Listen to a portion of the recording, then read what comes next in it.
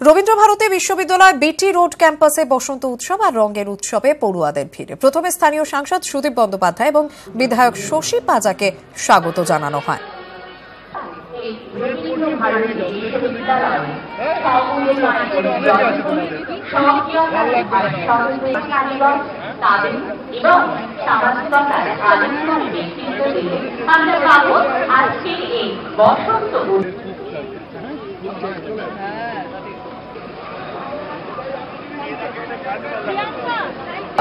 সৌগত রায় মহাশয় তাকে ইতিহাস কখনো হয় বর্তমান তো উজ্জ্বল নক্ষত্র ডক্টর শশী পাজা তাকে পেয়ে গেছি আমরা।